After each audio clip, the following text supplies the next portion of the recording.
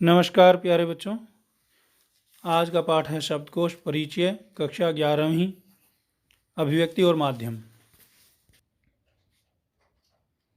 बच्चों, आज हम पढ़ेंगे शब्दकोश के विषय में। शब्दकोश जो है शब्दों का खजाना होता है। जब भी हमें किसी शब्द का अर्थ समझ में नहीं आता तो हम शब्दकोश का सहारा लेते हैं और शब्दकोश से उस शब्द के उस अर्थ को देखते हैं।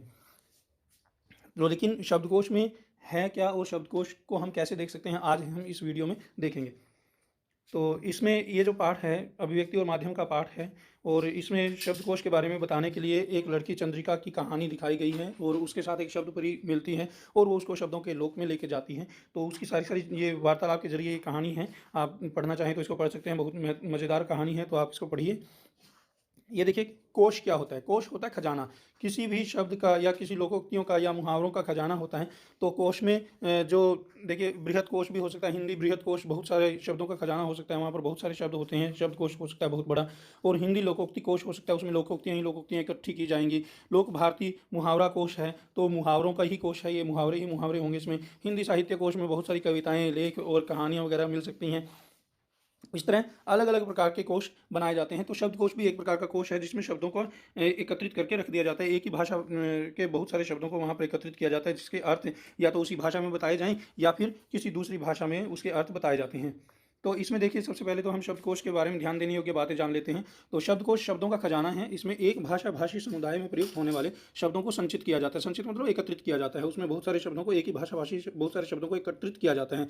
और शब्दकोश में शब्दों की व्युत्पत्ति, अब शब्दकोश में हमें मिलता क्या है, क्या क्यों हम शब्दकोश को देखते हैं। तो शब्दकोश में शब्दों की व्युत्पत्ति, स्रोत, लिंग, शब्द रूप एवं विभिन्न संदर्भ परक अर्थों के बारे में हमें जानकारी दी जाती है। अर्थात शब्द की व्युत्पत्ति कैसे हुई, शब्द की रचना कैसे हुई, कैसे वो उत्पन्न हुआ शब्द, और फिर उसके बाद वो कौन सी भाषा से है, कहाँ से उसकी उत्पत्ति हो रही है, किस भाषा से लिया गया है, अरबी से, संस्कृत से, यूनानी से, फारसी से, चीनी से, कौन सी भाषा से वो आया है, या देशज है, विदेशज है। ये सभी ज्ञान हमें शब्दकोश से मिल जाता है। फिर लिंग के बारे में, पुल्लिंग है, स्त्रीलिंग है, ये हमें पता लग जाता है। संस्कृत में एक तीसरा लिंग भी होता है, नपुंसक लिंग। तो संस्कृत के शब्दकोशों में वो नपुंसक लिंग शब्द भी प्रयोग किए जाते हैं।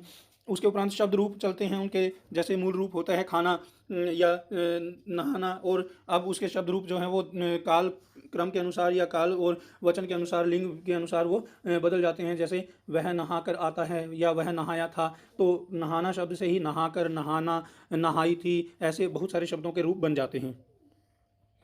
उसके उपरांत विभिन्न अर्थ, संदर्भ परक अर्थों के बारे में भी जानकारी मिलती है। एक ही शब्द के अनेक अर्थ हो सकते हैं, तो उनके अलग अलग संदर्भों में क्या क्या अर्थ हैं वो सारे सारे शब्दकोश हमें बताता है।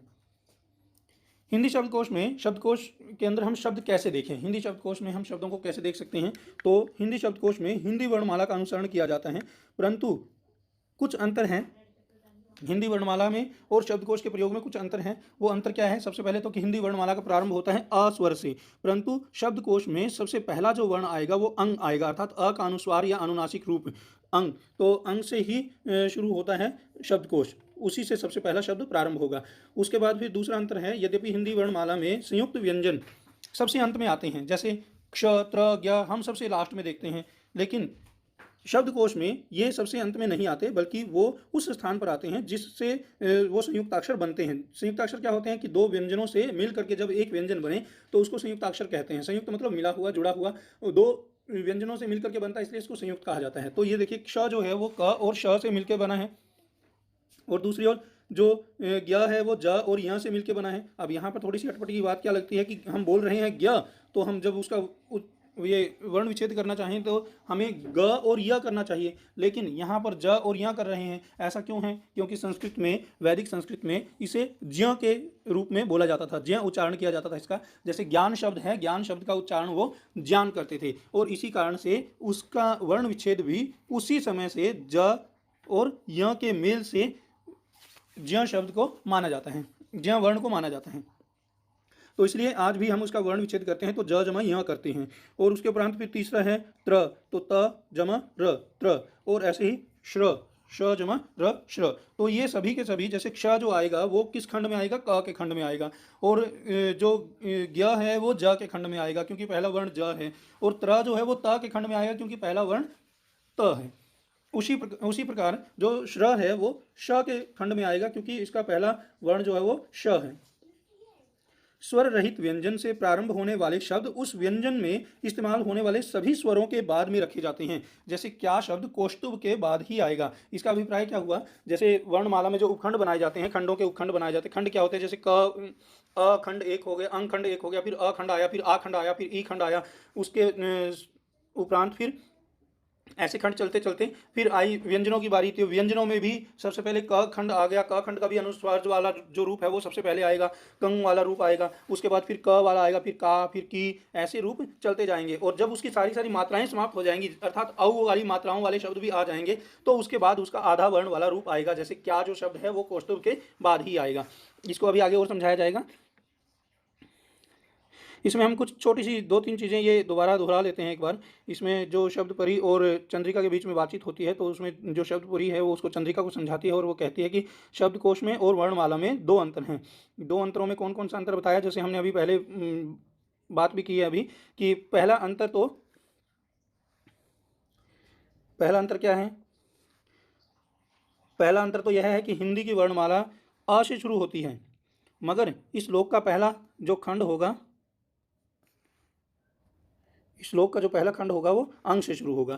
तो इसके बाद अ खंड आएगा, फिर आ खंड आएगा, फिर ई खंड आएगा, इस प्रकार वर्णमाला चलेगी। दूसरा अंतर क्या है, दूसरा अंतर है ये हिंदी वर्णमाला में संयुक्ताक्षर क्ष त्र ज्ञ, इनका जो क्ष त्र ज्ञ वर्णमाला के अंत में आते हैं, लेकिन हमारे शब्द के लोक में ये उन वर्णों के अंत्याक्षर के साथ आते हैं।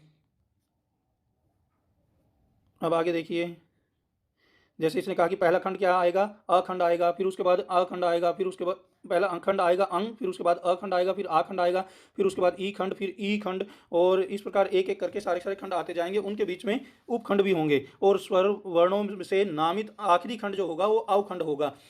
फिर व्यंजन वर्ण से नामित पहला खंड क खंड आ गया, लेकिन क खंड में भी पहला जो वर्ण होगा वो क से शुरू होगा। तो अब देखिए क के बाद में, अब क्योंकि एक व्यंजन है, व्यंजन के साथ में मात्राएं जुड़ती हैं स्वरों की, तो अब इसमें खंड कैसे चलेंगे। सबसे पहले देखिए यहाँ पर आपको नजर आएगा, ये यहाँ से क खंड के बारे में बताया गया है कि सबसे पहले कंग आएगा, फिर उसके बाद क आएगा, फिर का आएगा, फिर की आएगा, फिर टी आएगा, फिर कु आएगा, फिर कु आएगा, फिर के कै और फिर को, और अंत में सबसे बाद में आएगा कौ। तो इस प्रकार क खंड के अनेक उपखंड बनेंगे। और जब औ की मात्रा वाले भी, जब कौ वाला भी उपखंड समाप्त हो जाएगा, फिर आएगा आधे क वाला। आधे क वाले में कौन कौन से शब्द आएंगे, जैसे फिर उसके बाद आएंगे क्यारी, क्रंदन, क्रीड़ा, ऐसे शब्द आएंगे, क्योंकि इसमें भी क्रमबद्ध वही क्रम चलेगा वर्णमाला का, कि य आएगा, क के बाद य आएगा पहले, फिर य के बाद र, फिर र के बाद ल, जैसे कलांत शब्द हैं ऐसे शब्द वहाँ पर आएंगे। तो इस प्रकार वर्णमाला का क्रम चलता है, लेकिन जो संयुक्त अक्षर होंगे वो पहले आ जाएंगे। वर्णमाला में सबसे लास्ट में आते हैं, लेकिन यहाँ पर उनके उपखंडों के अंदर ही आ जाएंगे। चलिए अब आगे देखते हैं। ये आशा है आप सभी को ये बात समझ में आ गई होगी, और अगर नहीं आई है तो हम एक चीज़ और इसमें देख करके और फिर इसको अच्छे से समझा देते हैं। तो एक शब्द आया है इसमें संदर्भ ग्रंथ। संदर्भ ग्रंथ क्या होते हैं, कई बार प्रश्न पूछ लिया जाता है कि संदर्भ ग्रंथ क्या होते हैं। तो जिस प्रकार शब्दकोश में शब्दों के अर्थ दिए होते हैं, उसी प्रकार संदर्भ ग्रंथों में मानव द्वारा संचित ज्ञान को संक्षिप्त रूप में प्रस्तुत किया जाता है। संदर्भ ग्रंथ एक तरह से आप रेफरेंस बुक्स कह सकते हो। रेफरेंस जो बुक्स होती हैं उसमें किसी भी विषय से संबंधित बहुत सारा ज्ञान उसके अंदर समाहित होता है, और आप आराम से उसके बारे में आप देख सकते हो। जब भी आपको किसी चीज़ के बारे में कोई उलझन हो तो आप उसमें से उस वस्तु के बारे में या उस विषय के बारे में आप पढ़ सकते हो। संदर्भ ग्रंथ कई प्रकार के होते हैं, और संदर्भ ग्रंथ का सबसे विशद रूप विश्व ज्ञान कोश है। विश्व ज्ञान कोश मतलब एनसाइक्लोपीडिया, और इसमें मानव द्वारा संचित हर प्रकार की जानकारी और सूचना का संक्षिप्त संकलन आपको प्राप्त होगा। देखिए ज्ञान अथाह है, इसलिए उसको पूर्ण रूप से तो आपको वो उसमें उसकी जानकारी प्राप्त नहीं होगी, लेकिन संक्षिप्त रूप में उसकी जानकारी आपको जरूर मिल जाएगी। तो संदर्भ ग्रंथों के अन्य महत्वपूर्ण प्रकार हैं, जैसे साहित्य कोश है, चरित्र कोश है। और साहित्य कोश में साहित्यिक विषयों से संबंधित जानकारियाँ संकलित होती हैं, जैसे कविताएँ हो गई या लेख हो गए, निबंध हो गए। और दूसरी ओर चरित्र कोश में साहित्य, संस्कृति, विज्ञान आदि क्षेत्रों के महान व्यक्तियों के व्यक्तित्व और कृतित्व के बारे में जानकारी संकलित होती है। और संदर्भ ग्रंथ में गागर में सागर के समान हैं। जब भी किसी विषय पर तुरंत जानकारी की आवश्यकता होती है तो संदर्भ ग्रंथ हमारे काम आते हैं। संदर्भ ग्रंथों में जानकारियों का सिलसिलेवार संकलन शब्दकोश के नियमों के अनुसार ही होता है। जो शब्दकोश में वर्णमाला के नियम चलते हैं वही शब्दकोश के नियम वहाँ पर भी चलते हैं। चलिए अब ये तो हो गया आपका शब्दकोश के बारे में संक्षिप्त ज्ञान। अब हम आगे देखते हैं कि हम शब्दकोश को किस ढंग से देखें। हाँ बच्चों, तो देखिए अभी हम जानते हैं कि हिंदी भाषा का शब्दकोश कैसे देखा जाता है। बच्चों ये देखिए, ये हमारे पास एक पॉकेट हिंदी शब्दकोश है। तो इसमें शुरुआत में सबसे पहले शब्दकोश के प्रारंभ में कुछ संक्षिप्त चिन्ह लिखे रहते हैं, संक्षिप्ताक्षर भी बोलते हैं उसको। संक्षिप्ताक्षर इसमें बताए जाते हैं, जैसे स्त्री कहीं पर लिखा हुआ तो इसका मतलब हुआ स्त्रीलिंग, पू लिखा हुआ तो पुल्लिंग, अ लिखा हुआ तो अव्यय, और अक्रिया लिखा हुआ तो अकर्मक क्रिया, सक्रिया लिखा हुआ तो सकर्मक क्रिया। इस प्रकार इनके अपने संयुक्ताक्षर होते हैं। जहाँ पर भी आपको ये संयुक्ताक्षर नजर आए तो उनका अर्थ आपको ये समझना है।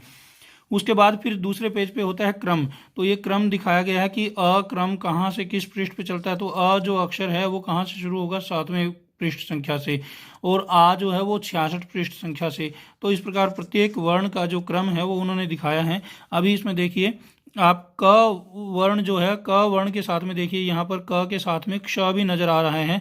तो क और क्ष एक ही खंड में आएंगे, इसलिए इसने दोनों को इकट्ठा दिखाया है और 110 पेज पर हैं। उसके बाद फिर अगला देखिए ज और य, जो मैंने बताया था कि ज के साथ ही जो ज्ञ है वो ज के साथ ही आ जाएगा। तो ज के खंड में ही ज्ञ को भी रखा गया है, और इसी तरह त के खंड में यहाँ पर त्र रखा गया है, और इधर प के खंड में प्र रखा गया है। तो इस तरह संयुक्त अक्षर जो हैं वो उनके पहले वर्ण के अंदर आ जाते हैं। अब उसके बाद यहाँ पर देखिए श खंड के अंदर श्र को रखा गया है।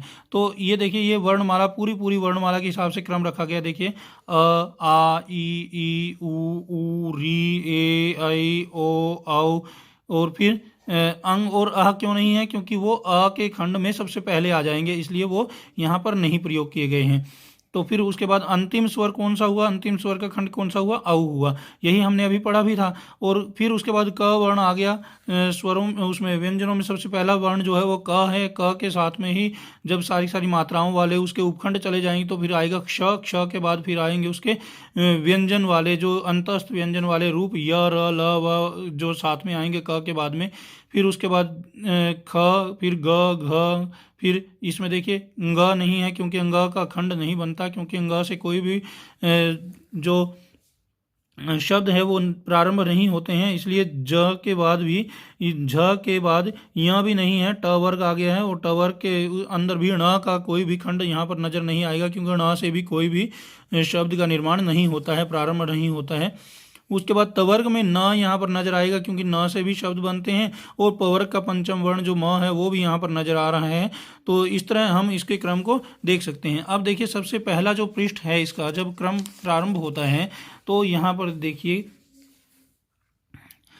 अखंड प्रारंभ हो गया, लेकिन अखंड में सबसे पहला जो शब्द है वो किससे प्रारंभ हो रहा है, अंग से। तो अनुस्वार वाला रूप जो है यहाँ पर दिया गया है, तो अंक शब्द यहाँ पर आया हुआ है। अब उसके बाद अनुस्वार वाले और अनुनासिक वाले जब सारे शब्द यहाँ चले जाएंगे, उसके बाद फिर अनुनासिक और अनुस्वार वर्ण वाले सारे शब्द जब समाप्त हो जाएंगे, उसके बाद फिर आएगा अ का अपना रूप, वास्तविक रूप या साधारण रूप। और ये देखिए यहाँ पर भी अनुस्वार रूप चल रहे हैं, उसके बाद यहाँ पर भी अनुस्वार रूप चल रहे हैं, और उसके बाद यहाँ पर भी अनुस्वार रूप, और यहाँ पर अनुस्वार रूप चल रहे हैं। उसके बाद अनुस्वार रूपों का समाप्ति कहाँ पर होगी, अगले पेज पे भी अनुस्वार रूप चल ही रहे हैं। तो अनुस्वार रूपों की समाप्ति होगी इस पेज पर। ये अंबार के बाद देखिए अंबुज, अंश, अंशकालिक और अंशदान, अंशपूजी, अंशतः, अंशुमान, अंशुमाली जो है वो इस शब्दकोश में अनुस्वार वाला अंग का जो अंतिम रूप होगा, अंतिम शब्द होगा। और उसके बाद जो पहला शब्द प्रारंभ होता है वो होता है अकड़।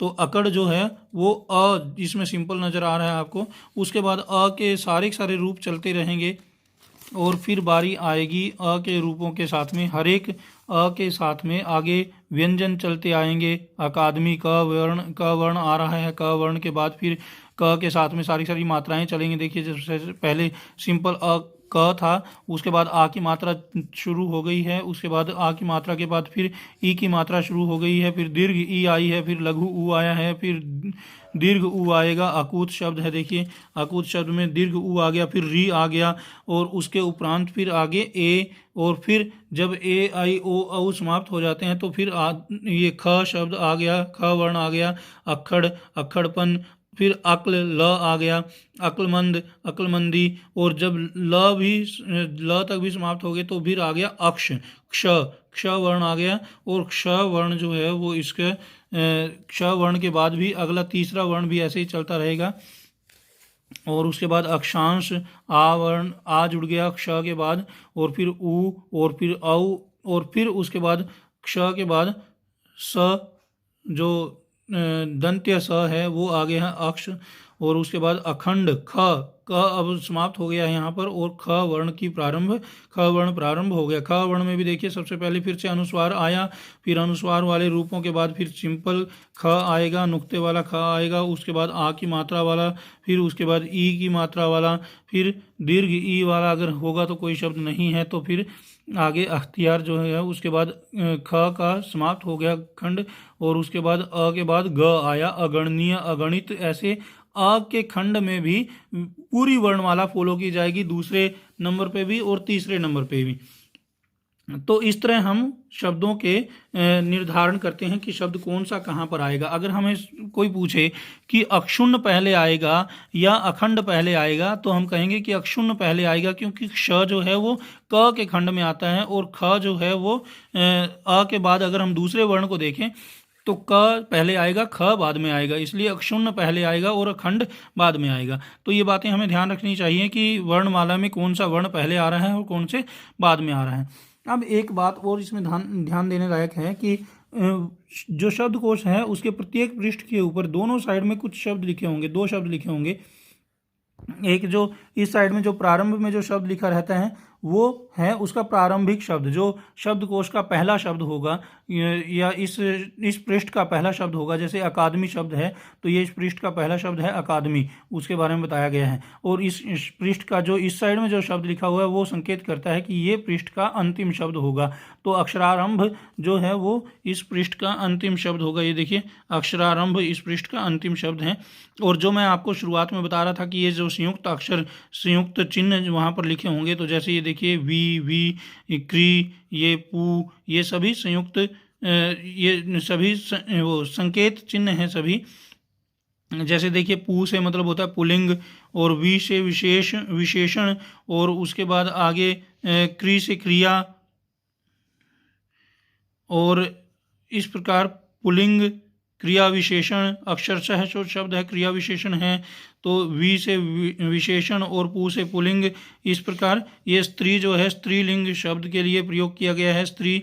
तो इस तरह ये सभी संकेत चिन्ह हैं, संकेताक्षर हैं, और इनको हम देखेंगे तो इनके हम देख करके हम पहले शुरुआत में ही एक बार देख लेते हैं कि इसका अर्थ क्या है, और इनके अर्थ को जान करके हम उसको बाद में फिर पहचान लेते हैं कि ये जो अक्षर है ये किसके लिए प्रयोग किया गया है। ये देखिए यहाँ पर संयुक्त अक्षर प्रयोग किए गए थे, नहीं संक्षेप चिन्ह प्रयोग किए गए, संकेत अक्षर प्रयोग किए गए थे, और उनके अर्थ पहले ही पेज पर दिए गए हैं। तो इन पृष्ठों को हम देख करके या इस पृष्ठ को हम पढ़ करके आगे ध्यान में रखेंगे कि कौन सा जो संयुक्त ये संकेत चिन्ह है वो किसके लिए प्रयोग किया गया है।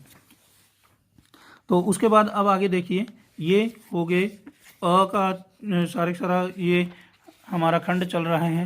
अ के खंड के बाद फिर यहाँ पर भी अत्यधिक, देखिए अधिकतर, फिर उसके बाद अनंतर, द का तवर्ग चल रहा है यहाँ पर। अ के खंड के अंदर दूसरे वर्ण पे तवर्ग चल रहा है। फिर उसके बाद अनबूझ के बाद न के बाद फिर देखिए आगे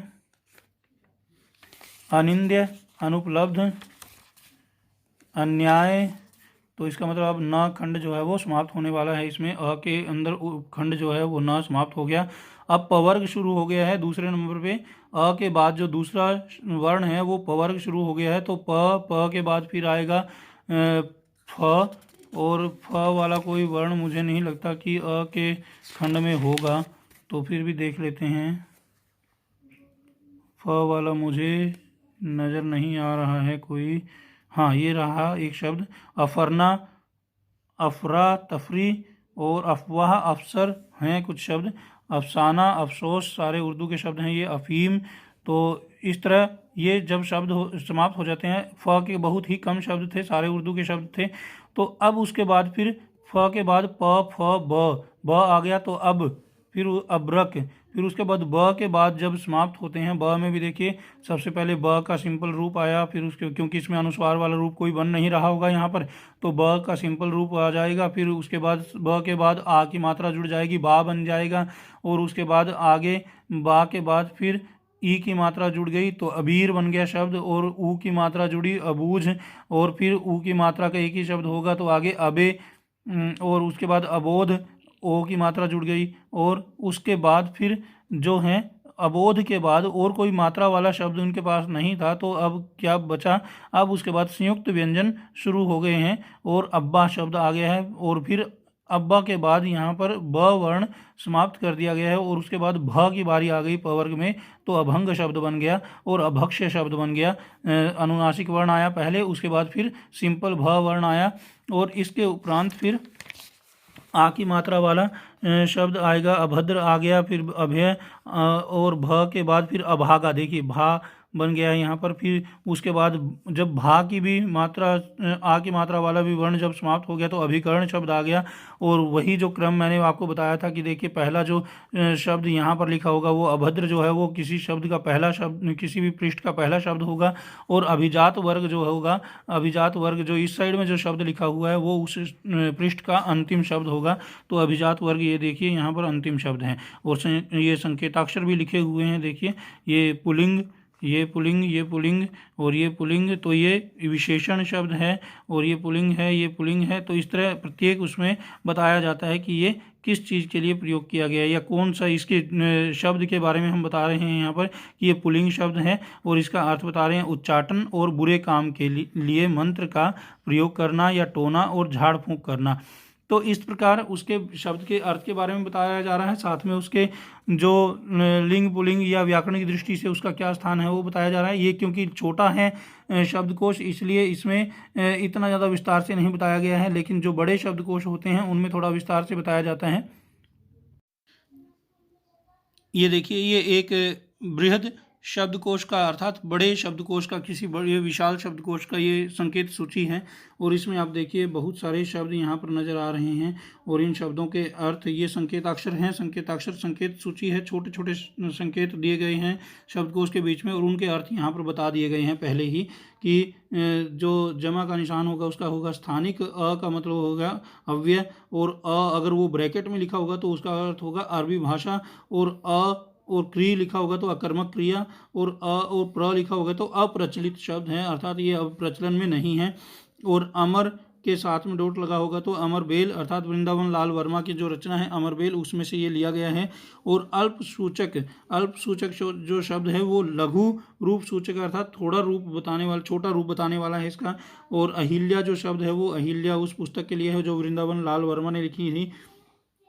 और उसके उपरांत फिर आ जो है आधुनिक के लिए प्रयोग किया गया, आयु जो है वो आयुर्वेद के लिए प्रयोग किया गया है, आयु अगर लिखा होगा तो भी आयुर्वेद है, और आ और वे के पीछे ऐसे डॉट लगी होंगी तो आयुर्वेद होगा फिर भी, और ई होगा तो इत्यादि, और इब्रानी, इब लिखा होगा तो इब्रानी होगा, और ऊ होगा तो उदाहरण होगा, और उप होगा तो उपसर्ग होगा, उपनी होगा तो उपनिषद इसका अर्थ होगा, और कवि और डॉट होगा तो कविता कौमुदी होगा, रामनरेश त्रिपाठी की रचना है। और का मतलब कानून, और काम मतलब कामंदकीय, यह काम शास्त्र की अंदर से ये ग्रंथ से लिया गया है। कौ मतलब कौटिल्य, और क्व मतलब क्वचित कहीं से भी उठा लिया गया है, और ग मतलब गणित, गी मतलब गीता। इस प्रकार अनेक शब्दों के जो संकेताक्षर बीच बीच में आएंगे, उन संकेताक्षरों को पहचानने के लिए आपको इस संकेत सूची का इस्तेमाल करना पड़ेगा। उसके उपरांत फिर देखिए आगे, ये है एक शब्दकोश का एक पृष्ठ, आप इसको ध्यान से देखिएगा। इस शब्दकोश में क्योंकि ये बहुत बड़ा शब्दकोश है तो इसमें आप आराम से इसको देख नहीं पाएंगे इसको, क्योंकि बड़ा ही क्लिष्ट होता है ऐसे शब्दकोशों को देखना, लेकिन अगर आपको अभ्यास हो जाता है तो फिर आप आराम से उसको देख सकते हो।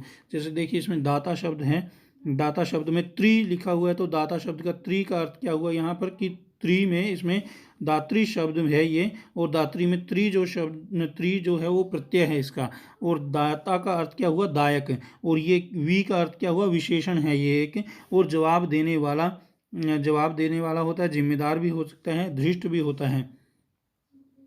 तो इस प्रकार प्रत्येक शब्द के बारे में उसमें ये भी बताया जाता है कि ये पुल्लिंग है। जैसे नाभि शब्द है, इसका स्त्री लिखा हुआ अर्थात ये स्त्रीलिंग शब्द है। और यज्ञ में उत्तर दिशा में बना कुंड, उसको नाभि बोलते हैं। और अगर आप देखो तो हमारे पेट के अंदर जो तोंद होती है उसको भी नाभि भी बोलते हैं। तो इस प्रकार आपको बहुत सारे शब्दों के अर्थ इसमें मिल जाएंगे और उनके बारे में उनकी पूरी जानकारी भी आपको मिलेगी। अब ये एक ही शब्द के अलग अलग अर्थ हैं यहाँ पर दिए गए हैं। जो अब उत्तरण शब्द जो है वो प्रारंभ होता है, तो उसमें उत्तरण शब्द में शुरुआत में बताया गया कि ये पुल्लिंग है। फिर संज्ञा शब्द है, उसका अर्थ बता दिया, पार होना, उतरना, पानी से निकलना, और फिर आगे उसका विस्तार बताया जाएगा। ऐसे ही एक शब्द देखिए यहाँ पर उत्तानक शब्द है, तो उत्तानक शब्द में पुल्लिंग है, ये संज्ञा शब्द है। उच्चटा नामक तृण, तो ये उसका अर्थ बता दिया उत्तानक किसे कहते हैं। तो इस प्रकार आपको उसमें सारी जानकारी मिलेगी कि शब्द क्या है, वो पुल्लिंग है, स्त्रीलिंग है, या संस्कृत से लिया गया है। ये संस्कृत देखिए यहाँ पर संस्कृत स जो है ये संस्कृत से लिया गया है, इसलिए स लिखा गया है, संस्कृत का शब्द है। तो भाषा का भी जानकारी आपको पता लग जाएगी तुरंत कि कौन सी भाषा का शब्द है ये। तो इस तरह आप आसानी से इसको देख सकते हो शब्दकोश को। तो बच्चों, मैंने जो आप लोगों को शब्दकोश देखने के नियम बताए थे वो एक बार दोबारा दोहरा लेते हैं। सबसे पहले मैंने बताया था कि शब्दकोश क्या होता है। शब्दों, एक ही भाषी शब्दों का ये खजाना होता है। और इसमें शब्दकोश के अंदर जो शब्द होते हैं एक ही भाषा के शब्द भी हो सकते हैं, या फिर एक भाषा के शब्दों को लेकर के उसके दूसरी भाषा में उसके अर्थ बताए जा सकते हैं। तो वो एक भाषीय शब्दकोश भी हो सकता है और द्विभाषीय शब्दकोश भी हो सकता है। दूसरा मैंने बताया था कि शब्दकोश को देखने के लिए हमें वर्णमाला के ज्ञान होना चाहिए, और वर्णमाला के क्रम के अनुसार ही इसको शब्दों को रखा जाता है शब्दकोश के अंदर। तीसरा मैंने बताया था कि जो वर्णमाला में और शब्दकोश के क्रम में थोड़ा दो अंतर होते हैं। पहला अंतर होता है कि क खंड जो होगा वो क खंड के अंदर ही जो सबसे पहले जो आएगा वो अंग आएगा, अर्थात अनुस्वार रूप उसका सबसे पहले आएगा। जबकि वर्णमाला में अ खंड सबसे पहले आता है, लेकिन शब्दकोश में जो खंड तो अ ही रहेगा, लेकिन उसमें शब्द जो होगा वो अंग सबसे पहले आएगा। तो अंग वाले शब्द जो हैं वो सबसे पहले आएंगे, अनुस्वार वाले शब्द जो हैं वो सबसे पहले आएंगे। जबकि शब्दकोश में अंग जो होता है वो औ के बाद में आता है, परंतु यहाँ पर अ से भी पहले अंग और अह वाले रूप यहाँ पर देखने को आपको मिलेंगे। उसके उपरांत फिर दूसरा नियम मैंने बताया था कि जो संयुक्त अक्षर होते हैं, संयुक्त अक्षर जो हैं वो अपने जिन दो वर्णों से वो मिल के बने हैं उनमें जो सबसे पहला वर्ण है उसी के खंड में आएंगे। जैसे क्ष है ये क के खंड में आएगा, फिर उसके बाद जो ज्ञ है ये ज के खंड में आएगा, और फिर उसके बाद जो त्र है वो त के खंड में आएगा, और प्र जो है वो प के खंड में आएगा, और श्र जो है वो श के खंड में आएगा। तो इस प्रकार संयुक्त अक्षर जो हैं वो अपने ही निर्माण करने वाले पहले अक्षर के खंड में ही आएंगे।